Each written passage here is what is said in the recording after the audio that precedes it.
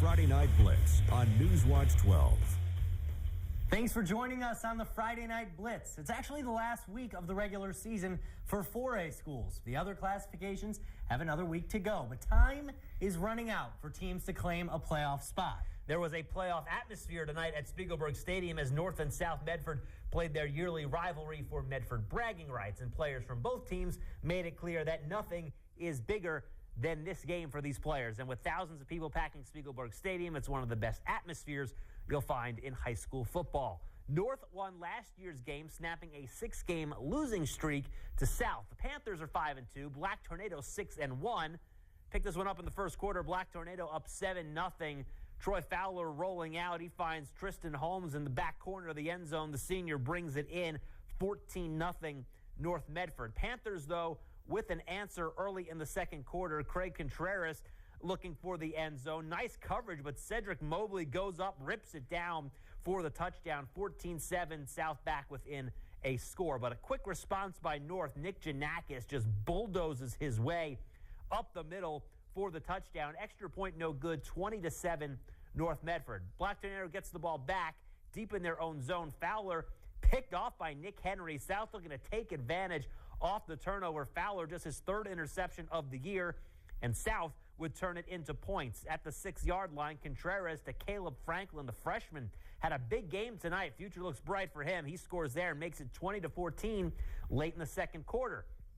But on the ensuing kickoff, South kicks it short to avoid a big run back. Well, this is a big run back. Will Spence breaks a couple of tackles and goes up the sideline, 72 yards for the touchdown. North up 28-14, and they were not done with less than 30 seconds to go in the half. Fowler rolling to his right, throws it deep. Somehow Josh Hansen gets behind the defense late in the half. 35-14 North Medford at the break, and they would keep rolling into the fourth quarter. Fowler sets his feet, another deep ball, this time to Jared Evans. Everybody got involved.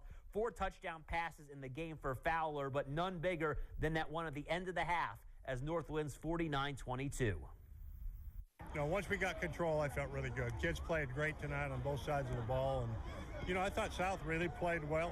That was a good football game. Coming up with that fade route catch to really gap the game out, and they, you know, I don't think they could come back from after that. You know, it was a close game at first, and right before halftime when we scored, I think it was over then. It just feels great to get back to that North Medford tradition. I mean, I feel like we've really been just getting our kind of just getting it handed to us every year, and we're just coming back strong this year and last year too, so feeling good about it. So nice win for North, but the Black Tornado are still looking up at Grants Pass, and South Eugene was looking up at the Cavemen all night. It started right away on the opening kickoff. Easton Bentz looks right, looks left. He'll take it to his left, take it to the sideline, and he'll take it the distance. 7-0 GP, an opening kickoff return touchdown. That was just the start. Still in the first quarter, 14-0 Cavemen. Javen Appling to Kirkland Meadows. Meadows from the 15-yard line taps 2 feet, and he's in. GP dominating 21-0 in the first quarter. Appling certainly has his weapons of choice. That was Meadows. This time it's Keegan Weiss. Weiss gets into the end zone, and the route continues. The best team in the Southwest Conference had really little trouble with the worst team. This time it's Ben Dean doing the damage. Dean into pay dirt. At one point it was 63-0. Grants Pass wins 70-14. Last week, Springfield took control of the 5A Midwestern League with an 11-point win at Ashland. The Millers are undefeated in conference, only 1 loss on the season. Meanwhile, Crater comes into the game 1-2 in league. The Comets' first win coming last week against Eagle Point. Senior night for Crater, wrapping up at Churchill next week, so this is their last home game. And we'll pick it up early first quarter with the ball already up 6-0. Trevor Watson to Braden Haas for the 44-yard touchdown. Millers up 12-0 after that one. Later in the quarter, following a turnover by Crater, Watson calls his own number from the 13-yard line. He takes it in for the score. He can do it every which way. Springfield up 19-0. Now in the third quarter, Springfield defense makes its mark. Safety Isaac Gillard comes in untouched for the big hit and sack on Matt Struck. And then the Miller offense goes to work. It's Watson to Haas. Down to the Crater 15, that would set up another Springfield score, making it 32-7. But Haas and Watson weren't done there. Later in the third, connecting again. Watson looking deep. Haas has his man beat, comes back for it, and then avoids a couple defenders for a 46-yard strike. The Millers go on to win 39-21. Keeping it in the Midwestern League, Ashland looking to bounce back from last week's loss to Springfield. They were at Marist tonight. Offenses on both sides struggling in this one. 8-7 just before the half. Quinn Cota, though, looking deep, finds Austin Tyner in stride. Spartans 14-8 at the half, and that would be the same score in the fourth quarter. Less than 2 minutes to play. Fourth down for Ashland.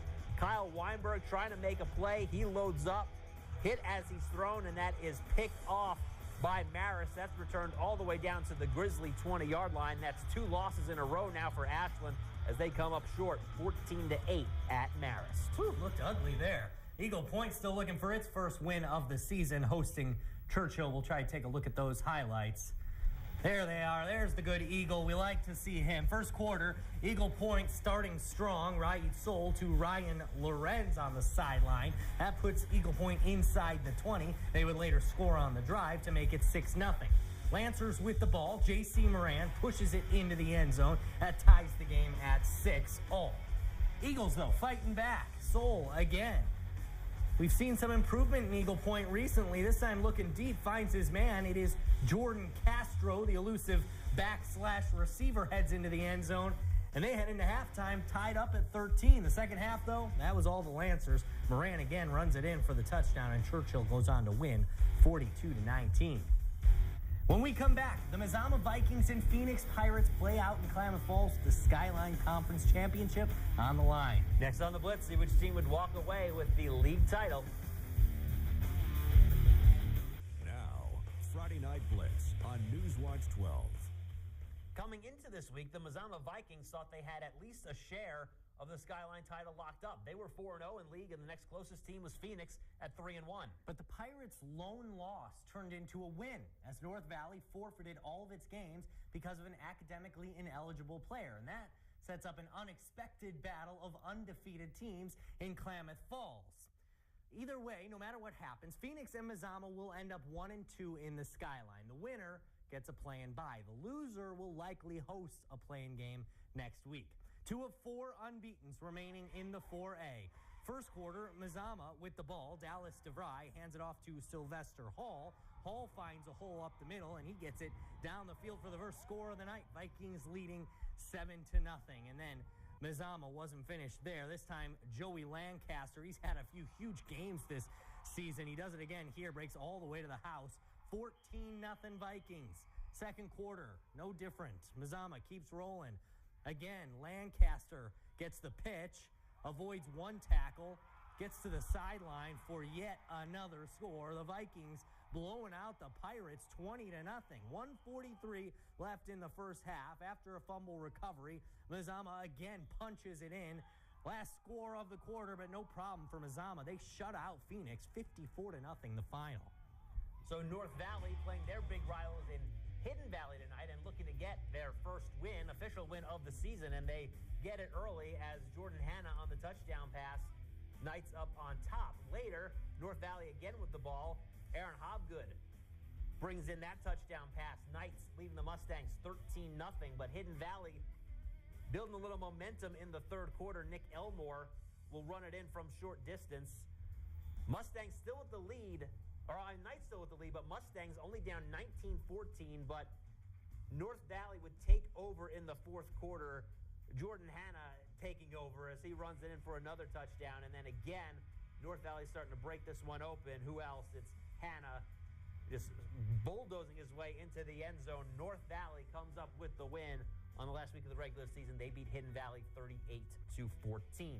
Let's check out some scores from around the state. Henley and other Skyline action beats Klamath Union 35-20.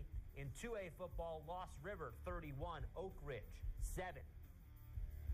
More 2A scores, Oakland beats Bonanza 55-16, while Gold Beach keeps their perfect season going. They beat Toledo 20-12. In 8-man football, Camas Valley all over Powers 60-26, while Days Creek roughs up Glendale 78-8 is the final there.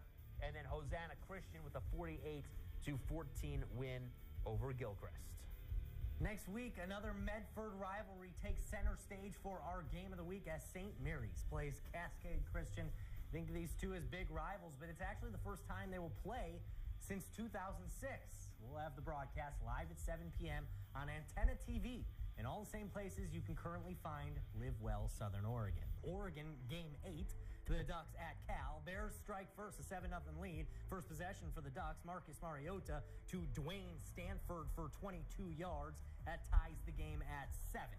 Back and forth affair early on. Check out this play by Vic and Wary, or check out this lack of tackling by Oregon. A 19-yard run gives Cal the lead, 14-7.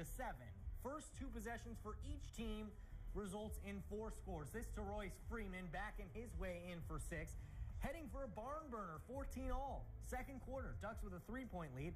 Mariota looking over the middle, back of the end zone. It's the big tight end, Farrell Brown. First double-digit lead, 24-14. And the Ducks defense forces a 3-and-out. We've heard all about that talent in the return game from Charles Nelson. Well, let's see it in action. Catches the punt at his own 42. Breaks 1 tackle, breaks about 6 tackles, runs into his own guy, pushes him away, then gets a block, and decides, this doesn't look like the right way. I'm going to go this way, and he is in for the touchdown, and the Ducks are in for a win, 59-41. So the Ducks keep rolling. North Medford rolling tonight. Grants Pass. Wow. If it was 63-0 in the first half, I can only imagine what it would have been if they had kept the Stars in a little longer. I was joking earlier that they were gunning for Sheldon's 81 last week. True. They did not get there, but they'll look to close out the conference championship last week. Be sure to check back with the Blitz next week. For Brandon Carriman, I'm Chris Leone. Have a great night.